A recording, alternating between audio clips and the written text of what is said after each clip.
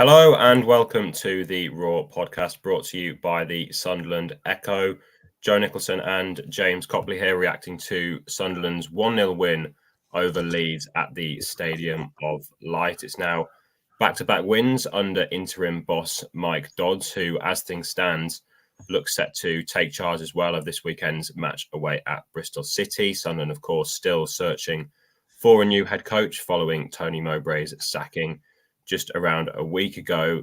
And James, we were at the game last night. Joe Bellingham with the only goal of the game, 12 minutes from time. And just how impressive was yesterday's 1-0 win over Leeds?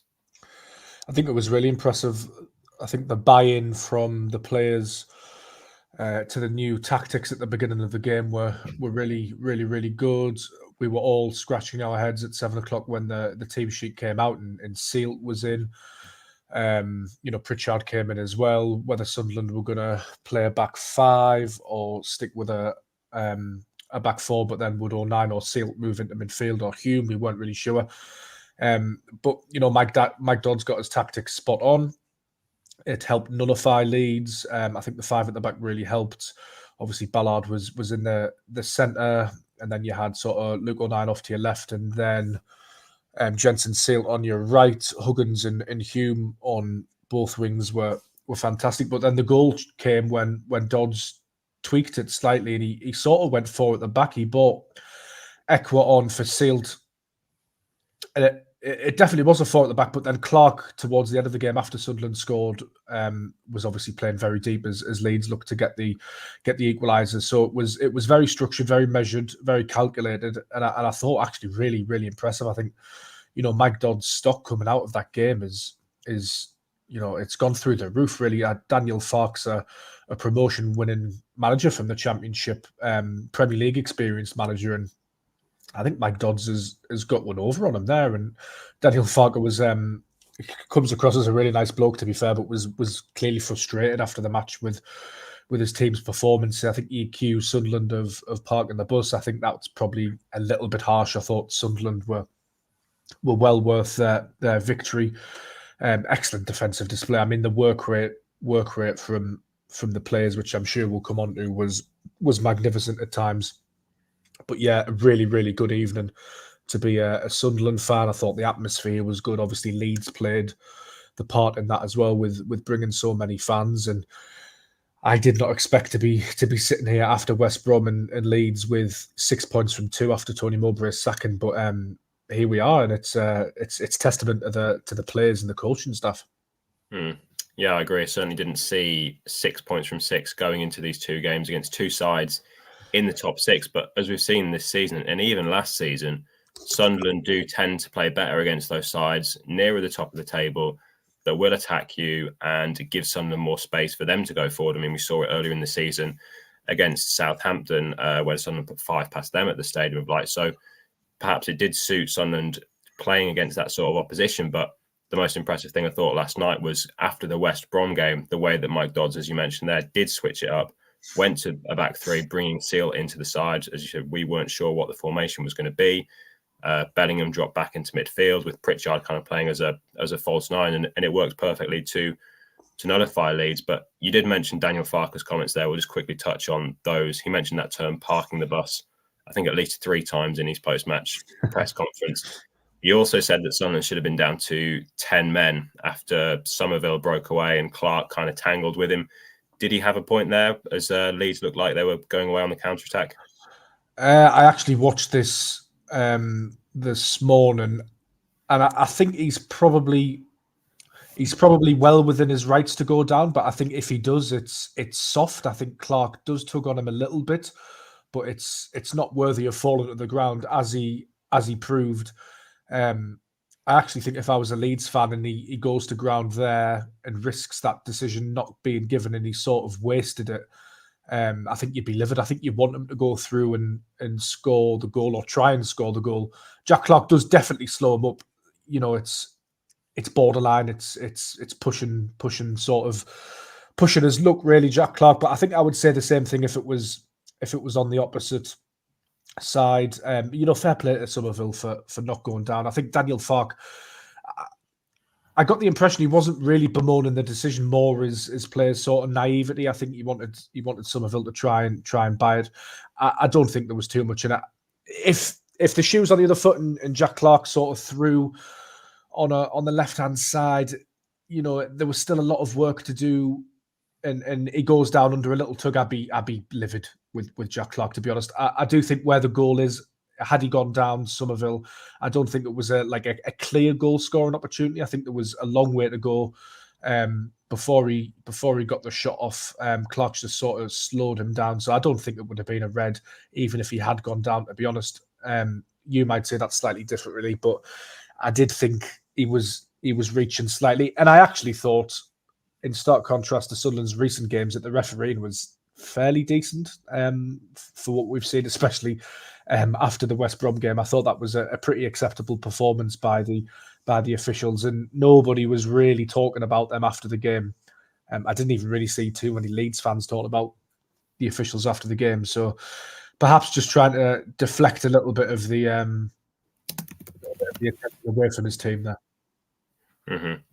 But it was a game where Sunderland didn't see as much of the ball. We've seen them a lot of games this season. They've dominated possession, particularly at home. Just getting the possession stats up now. Sunderland only recorded 38% possession last night, and particularly in that second half, they sat a bit deeper. They were happy for Leeds to have the ball, but I can't really remember Patterson making too many saves. There was one in the first half, the free kick from Somerville, which he tipped over the bar, and there were a few comfortable ones, but actually the better chances seemed to go Sunderland's way. There was a header from Seal in the first half, which brought an excellent save from Ivan Meslier in the Leeds goal. There was Bellingham's header as well in the first half, and then obviously the goal that Bellingham scored. But as we mentioned before, it looked like Dodds got the game plan spot on, nullified Leeds.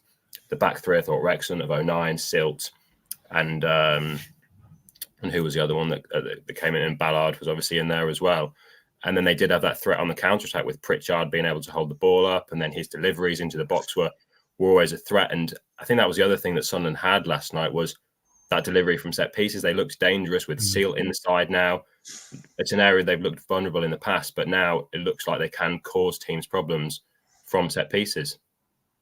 No, it does. And obviously Alex Pritchard has got 3 assists in 2 games. Without Alex Pritchard, Sunderland don't win either of those games. And I thought a noticeable difference to Sunderland yesterday was the delivery from corners. It was spot on all night. He was really finding the sweet spot. As you mentioned, the save from Sealt by Meslier was absolutely brilliant. I actually started to wonder whether it would be Sunderland's day, to be honest. When a save like that is produced against you just think, oh my God. It was a real moment of sort of breathtaking quality, and Sunderland can count themselves a little bit unlucky. But yeah, I agree that the better chances did seem to fall to Sunderland. I think Sunderland did defensively ride the luck at times, but there were to a man, defensively outstanding. I think even if you look at the wingers, I thought Jack Clark, it wasn't his most productive game in terms of going forward, though we still carried the ball well in terms of chances created. It was a tough night for him. What impressed me about Jack Clark was his work rate off the ball. It was superb. To get back and delay Somerville, whether you think it was a foul or not, he showed great desire.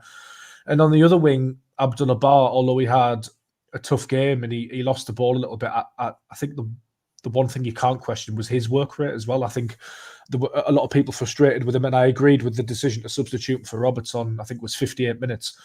I thought that needed to happen, but I think there are actually positives to take from Bar's performance, in a sense that he clearly wants it. He clearly wants to get better. He's not coasting through the games. He's trying to affect it. Maybe he's trying a little bit too hard, actually.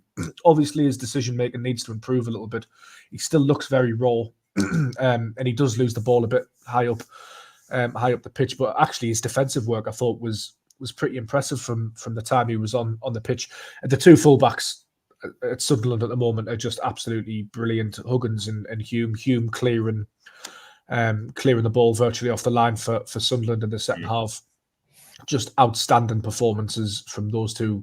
Yet again, whichever flank you ask either of them to perform on, or whether it's in a back 5 or a back 4, they just do it with ease. Try Hume's tackling is mesmeric at times. I can't remember many other players who've been so good in a tackle playing for Sunderland.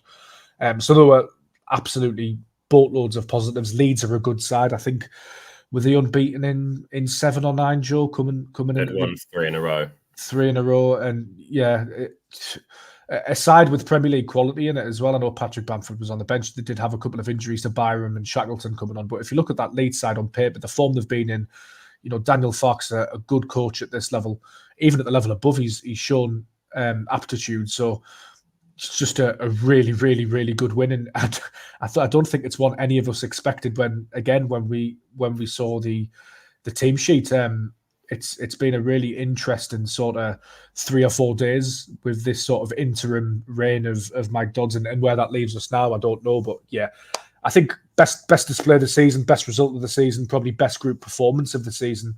But I'll ask you, Joe, actually, had Tony Mowbray been in charge, and we're both Tony Mowbray fans, we like him a lot, so probably both agree that he was harshly dismissed in the end. Do you think Mowbray sets up against Leeds like that? Because I don't think he does. It's obviously hard to say, isn't it? I think what was interesting after the West Brom game was the fact that Carlos Corberán had said that he thought that Joe Bellingham was going to play up front regardless of whether Mowbray was in charge or not. So he obviously saw that as the obvious thing to do after watching Sunderland in their last few games. So it's hard to say if it would have been different. Would Mowbray have set up with a back 3? I'm not sure Sunderland have set up with that. I can't remember them setting up like that at the start of a game this season. So that was obviously very different, bringing Seal into the side. And Mike Dodds had said in the week that he prepared for kind of the next 3 games up until Bristol City coming up this weekend. He said he would make changes. He brought in Alex Pritchard. He hinted at that, brought him in as a false 9, and that worked pretty well because he was able to link play. And as we mentioned before, his deliveries into the box worked as well. But the thing is, we'll never know if Mowbray was going to set up his side like that. But certainly the game against West Brom, it was kind of, I think, very similar to what we'd seen kind of previously under Mowbray against Leeds. The fact that Sunderland did change their shape, they were happy to concede possession. Particularly in that second half, they were defending very deep. And as you said, perhaps did ride their luck at times with Hume clearing that one off the line. And it was a game of fine margins with Bellingham nicking one at the other end. But they did defend excellently. As I mentioned before, Patson didn't have too many saves to make. I thought the way that the centre-backs were positioned in the box, just clearing the ball every time the crosses were coming in with O'Nien and Seals and Ballard, I thought that was excellent. I thought in the first half, Leeds looked quite dangerous down the left with Somerville and with Spence getting forward from left-back, but Hume dealt with that very well. The wingers, as you mentioned, tracking back with Clark and Barr, and then Roberts came on and gave them an extra kind of outlet going forward. So it all worked really well. Would it have been the same if Tony Mowbray had been in charge? We will never know. But Mike Dodds certainly deserves a lot of credit for that. Sunderland, of course, are still looking for a new head coach.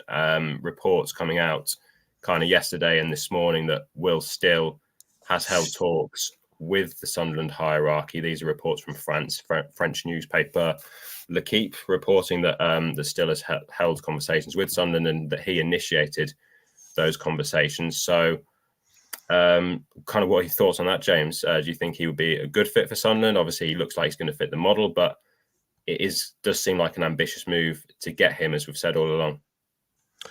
Yeah, it's tough, isn't it? Because we haven't seen him work in England yet. Obviously, he's very highly regarded as a coach. His sort of exploits have been well documented. I've listened to interviews of his, and he comes across as extremely bright, extremely tactically switched on. It would be an ambitious appointment by Sunderland, but I think it would also be a little bit of a risk as well, just given how young and inexperienced he is. He's only 31. Obviously, there's the argument that if you're old enough, you're good enough, and that youth may well sort of serve him well at Sunderland. We just don't know yet. I just get the impression, reading between the lines, and I get the impression that nothing's really that close yet. I think perhaps there's been some sort of opening conversations between the two, both parties maybe sounding each other out. Obviously, he's going to have to pay, Kirill Dreyfus would have to pay Will Still's club some compensation. That would still need to be agreed on. I don't think we're at the stage of a contract being offered or anything like that. And, to be fair to Mike Dodds, he's actually bought Sunderland's hierarchy a little bit of time here, hasn't he? Because if Sunderland had lost those 2 games against West Brom and Leeds, or even got a point each, the fan base would rightly be demanding some answers and some movement. But with 2 wins, it's given Sunderland this window really where they can sort of really drill down, really explore the option. And Will Still, it feels to me, Joe, like it's like Will Still or Mike Dodds. I don't really see any other 2 candidates at the moment. But there's also as well, these reports are coming out of France with L'Équipe and also out of Belgium as well. And this is just a hunch. It's not sort of any insider in the know gossip or anything like that. But it's commonplace in industries all over the world where if you've got an interested party, you then leverage that party to maybe get what you want in your current job. He might be looking for more money in January. He might be looking for a better contract. We don't know how these things are going to play out or what his club are going to offer him as well. So I think there's a lot still to be decided. But the pressure does feel like it's off Sunderland a little bit at the moment, just given those 2 results. But yeah, I just get the feeling that it's Will Still or it'll be Mike Dodds until the end of the season. That's just how the picture looks to me at the moment. Obviously, you wrote the piece yesterday, Joe, about Kim Hellberg's off somewhere else. Julian Sable, we haven't really heard anything about him other than the bookies, pricing him in the odds. We haven't heard anything about him, and we know it's not going to be somebody like a Warnock or a Mick McCarthy. Heckenbottom was the other name. We've heard nothing about him. Some Sunderland fans were quite keen for Graham Potter to be sounded out. We've heard absolutely nothing about that as well. So the picture at the moment is that there isn't really much news apart from the news that there's been some sort of opening conversations, but that's about it at the moment. It just doesn't feel like anything's imminent. Of course, things can move very fast, and I wouldn't put it past Sunderland or just this mad industry that we work in that by the time we get off this podcast, something has happened, but you just never know. We're recording this on Wednesday afternoon, so we'll see kind of what does develop. As you mentioned there, Kim Hellberg, another name who was heavily linked. He looks like he's going to be appointed at another Swedish club Hammarby. But just going back to those L'Équipe reports on Will Still saying the Rennes coach spoke with the leaders of the English club, potentially looking for a technician to present him the project to them.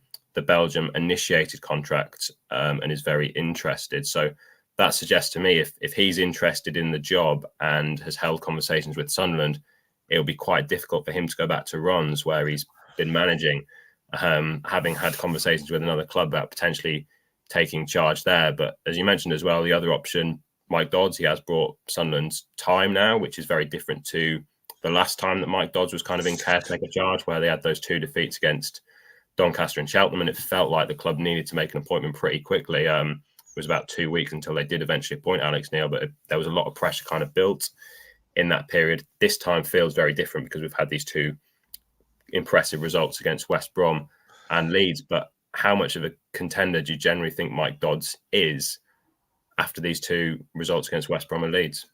I think he's definitely in the running and definitely in the mix and definitely an option. I think, as I say, it feels like Will Still or Mike Dodds. I think if they don't get Will Still or their first choice, then I think it's likely to be Mike Dodds. It's just the impression. So I think we've all got, really. I think you'd probably concur with that. I think our colleague at the Echo, Phil, as well, thinks along the same lines. He's very highly rated within Sunderland. You mentioned the last time he took the job, completely different circumstances. Sunderland had been battered 6-0 by Bolton. Lee Johnson had gone. We then signed Jermaine Defoe. There was a terrible game against Doncaster Rovers and the Cheltenham game. It was just a bit of a mess.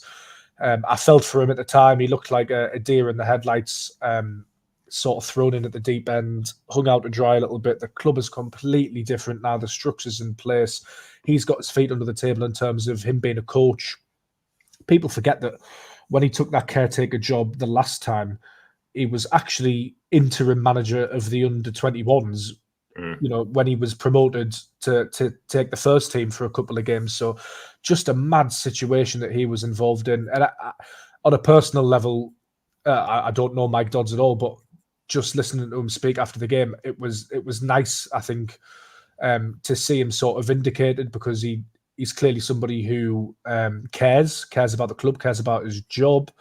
And I think he mentioned that his sort of reputation within the club wasn't damaged because everybody sort of gets on well and he has a good relationship with the players, but he felt in terms of the fan base that he wanted to prove something and to sort of win their respect and job done on that regard. So, and it's interesting, isn't it, this game of football, because results do mean so much. If you'd asked people 2 games ago, should Mike Dodds get the Sunderland job, I would hazard a guess that 90% of Sunderland fans would have said no.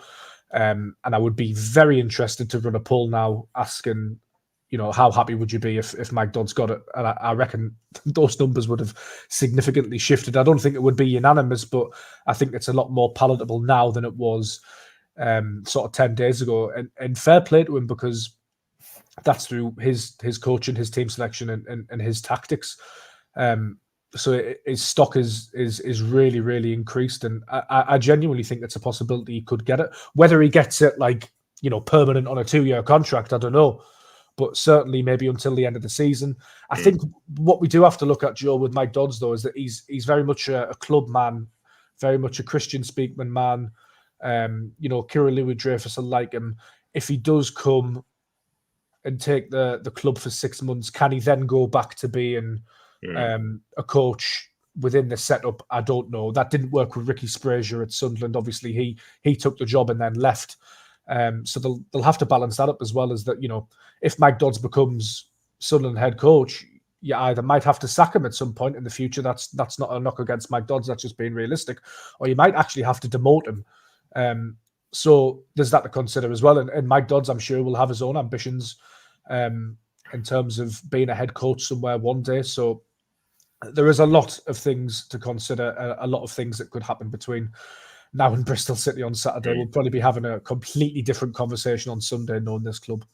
I mean, Dodds has been asked about it, hasn't he, in press conferences now? Do you want the job? And he's not ruled it out. He's kind of danced around the question a little. Very diplomatic. Yeah, but he does speak very well. He's given us good answers in press conferences, very honest. As you said, he clearly cares about the club. Clearly, it did hurt him last time when they had those results against Cheltenham and Doncaster away was unfairly kind of thrown into the deep end, and he's reacted very well. He's clearly learned as a coach, clearly very well respected by a lot of the players. Joe Bellingham speaks very highly of him, and a lot of the players have. You listened to Luke O'Nine's interview on Sky yesterday after the game, spoke very highly about him as well, and clearly done a great job in these 2 matches under very different circumstances. One thing he did say yesterday was he was very tired after these 2 games. He's obviously got a lot of preparation into coming up against 2 top championship teams. You've got a little guess there. Yeah, no, she's playing havoc with us. He's come up against 2 top championship teams, 2 top managers in Carlos Corberán and Daniel Farke, and that has clearly taken a lot out of him. He said today on Wednesday is his day off, and he's looking forward to that. And it is a very draining job, as you can tell by kind of the last few weeks. And absolutely, like that's only going to get worse as well. Like if he takes a job, that's not going to get better. It's going to get worse very quickly. So there's definitely that human element to consider as well. You're dead right. So I think, potentially he's an option until kind of short term, but long term, clearly he's not the number 1 target, because Sunderland have been interviewing people, have been looking at other options. We're hearing Will Still, these reports from France that he is kind of being considered as a real contender, and he seems like the ideal fit of a young manager who is kind of speaks French, kind of can probably relate to the players that Sunderland have got in the dressing room. As we've spoken before, the dressing room has changed very much, even since Tony Mowbray took the job last year, with players coming in from abroad over the summer. So Will Still kind of seems like the ideal candidate. Obviously, there are going to be potential issues there with the compensation and hurdles to go over. But he seems like a very strong contender at this stage. Dodds, if someone else gets the job, I think it'll be very good to keep him on as a coach, like last time when Mowbray took the job and he kind of stayed on as a coach, because he can be that link between the players and someone coming in. But just looking ahead to the game at Bristol City this weekend, as we said, as things stand, it looks like Dodds will still be in charge of that game. Potentially, do you see him changing the team? Any way that he could freshen it up for another game, with the games coming thick and fast over this kind of coming into the festive period? I think it's he could absolutely go and play back four again. I think he could change it again, no bother. It'd be interesting to see where Joe Bellingham is deployed, because he's been deployed as a front man, he's been deployed as a midfielder, and then obviously yesterday sort of went attacking midfield after the change was made in the second half. So I could see a myriad of changes. I think interesting with Pritchard, isn't obviously started, but he's not somebody that starts a lot of games for Sunderland. He's been magnificent, but will he be tempted to bring Aushish back in? I don't know. I think that would be harsh on Pritchard. I think Roberts has to come back in personally. And Seals had a good game. Perhaps we haven't talked about him enough on the podcast, but he might feel unlucky to lose his position. But I think Bristol City are very different in what they will bring to Leeds United, having watched both teams this season. So I think the thing we know about Mike Dodds is that he will tailor his tactics to the opposition. I think we can take that for granted in the past two games that he's undertaken. Whereas Mowbray was a bit more, this is my best team, and we'll win that way. I think, not to downplay Mowbray's tactical nous, because obviously he's forgotten more about football than I'll ever know. But yeah, my impression would be that there'd be a couple of changes. I think, especially Barr. I think Roberts has to come in, because I actually thought he changed the game for Sunderland when he did come on. Yeah, I thought Roberts was very good when he came off the bench, and I thought he was unlucky to be dropped, really, because I thought he was arguably the best player in the West Brom game. But I think there's a good point you make, that Mowbray often set up his sides was, we're going to do what we do, we're going to be good with the ball, we're not going to be as focused about the opposition. Obviously, they will have looked into what the opposition do, whereas Alex Neil before him was very much kind of focused on the opposition. We'd see him change his shape a lot to match up the opposition. And we saw Mike Dodds yesterday against Leeds tailor the side to play against Leeds and nullify Leeds and concede possession, even though they're at home, even though Sunderland do like to dominate the ball. So that was, I think, a very good tactical change. And that's not to downplay Mowbray's achievements either, because Sunderland under Mowbray played some absolutely scintillating football at times. So there's more than sort of one way to skin a cat, I guess. Mm-hmm. Just a bit on Alex Pritchard as well. You mentioned him there. We've mentioned him a bit in the podcast. A player that looked like he was set to leave in the summer. Mowbray admitted in press conferences that he didn't expect kind of Pritchard to be around. Sunderland now have a decision to make in January, really, don't they? Because he's out of contract in the summer, but we've seen he can still have a big impact on this team. Yeah, I don't think he goes anywhere for me. Maybe slightly bizarre trying to get rid of him in the summer. I just think sometimes we've talked about it on this podcast before, sometimes you can run before you've learned to walk, and it's all very good wanting to have young exciting talent through the doors. I'm all in favour of that, but you do need talented experienced older heads, and he's not even that old really, around the place, who can contribute, who have that experience in the Championship. And Alex Pritchard ticks all of those boxes. I gather he's very good in the dressing room as well. I don't think Sunderland should contemplate losing him in January, and I would be tempted to offer him another year. I think this may well change by the end of the season, but if Bradley Dack was offered a year's contract at Sunderland in the summer to sign for the club, then why wasn't Alex Pritchard? That's not a knock against Dack. I'm hoping that he'll get more minutes and come good, and maybe even be in with a shout of extending his contract at Sunderland if he performs well in the second half of the season. But I just think Pritchard gives a lot to the Sunderland side and has done as well. I mean, his set piece delivery was brilliant against Leeds. So yeah, it stays for me. As I say, I think you can sometimes twist the knobs on the parameters a little too far towards youth and inexperience. Don't get me wrong. I've really loved seeing players like Dennis Erkin, Trey Hume, Niall Huggins come through. But you do need experienced players as well. It does have to be a good balance. But there's probably a lot of factors at play as well. What does Alex Pritchard want in all of this? He might want to go off and play his football elsewhere. I suspect not. He seems pretty happy and settled to me, but another one to watch and another narrative to unfold coming into the next transfer window. Mm-hmm. Yeah, he's certainly a big influence both on and off the pitch. I know, speaking to players kind of after games, spoke to Luke O'Nien a few weeks ago and obviously asked him about his leadership role being the captain, and he said, it's not just me, there are other experienced players in there. Corey Evans is obviously out injured, but it's still a big influence in the dressing room, and he mentioned Alex Pritchard as well. And then yesterday after the game, I was speaking to Jensen Seelt and was asking him about kind of how he settled in at Sunderland, and he said that the senior players have helped me out. And again, he mentioned Pritchard. So clearly he's someone that is good at helping players settle in, but it's not just that. It's obviously ultimately his contributions on the pitch in the last 2 games. Came off the bench against West Brom, got 2 assists, started the game last night. It was only his 5th league start of the season, but arguably man of the match. Creating chances from set pieces, was holding the ball up well, linking up play, and again, another excellent performance. And another one that stood out as well, kind of under the radar a little bit, was probably Dan Neil, I thought, as well. It's kind of just taken for granted now that he kind of puts in, good performances every week. And I thought, again, yesterday, played a part in the goal when he crossed the ball into the box for when Bellingham eventually finished, and very disciplined out of possession, good in possession, and another excellent performance from him. Yeah, it was Phil Smith's man of the match for the Sunderland Echo, and I think deservedly so. I was on the What the Folk podcast earlier today, and we were talking about Dan Neil. I think he sometimes does get some unfair criticism from elements of the fan base, and it's around this thing that football clubs and football fans seem to have with local players or players that come through the academy. They always seem to get critiqued a little bit heavier, which I think is a shame because he's such a brilliant player. I think he's only missed 1 game this season through suspension. I think he only missed 3 last season. He's been a mainstay, 22 years old. He's over 100 appearances for Sunderland and top-level competitions.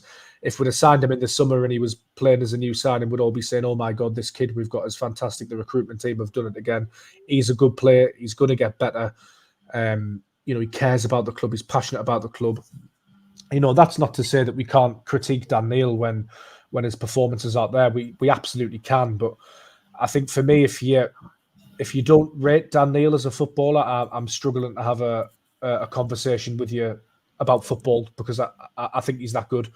But there just exists something at football clubs amongst fans, certain sections where they will hammer the local lad, which is a shame. I don't know whether it's a familiarity issue or whatnot. And I think a similar sort of thing, although he's not a local lad, does seem to exist with Luke O'Nien as well. Let's be balanced about these players. Like Luke O'Nien had a really, really good game against Leeds United. There was one moment where he lost the ball and then he got the yellow card, which wasn't, his finest moment in the game. Is that mistake unique to Luke O'Nien on a football pitch? No, absolutely not. But if you read some of the comments on Twitter, he was the first player ever to make that mistake. He then goes and has a really, really good game on a yellow card against a really strong Leeds side for the rest of the night. So yeah, regarding these players, just let's be balanced. Nobody's saying that you can't criticize him. And Luke O'Nien sometimes has been known to be a little bit rash in his Sunderland career, as is Dan Neil. But when they do something good, let's point that out. And when they do something bad, let's not go over the top and say that these aren't good football players. Because I think the likes of O'Nien and Dan Neil, although different players in different positions, are rapidly proven to me that they have something serious to offer. And yes, they will make mistakes, but that is football at the end of the day. Mm-hmm. Well, as you mentioned, Sunderland now head to Bristol City on Saturday. As we mentioned before, a couple of changes probably Mike Dodds could make. I'd probably expect to see Ekwar come back in midfield. As you mentioned before, Roberts could probably replace Barr after his impact off the bench against Leeds. They're probably kind of the obvious 2 changes. It'll be interesting to see who he goes with up front as well. Does he stick Bellingham back up there? Does he stick with Pritchard as a false 9? Could he bring in Rusin or Mayenda or one of the other strikers? Would you say they're kind of the main kind of dilemmas heading into the Bristol City game? Yeah, I think so. It'll be interesting to see if he does bring in a striker, but I think Bellingham can do the job, to be honest. Obviously, Pritchard played up there against Leeds, and when he dropped deep, Barr came over from the right. Is that something Roberts could do if he was restored to the team? Clark comes in off the wing as well. So it's interesting because I think Sunderland don't have a problem scoring goals generally until they can't score in a match, and then it becomes stark that they need a striker who can put the ball in the net. It's that sort of marginal thing. I would like to see Mayenda given a little bit of a run. I think he's got quality. Rusin as well. There's definitely something there. But yeah, all eyes to Saturday, really. Mm-hmm. Well, we'll try and bring you a preview podcast before that game against Bristol City.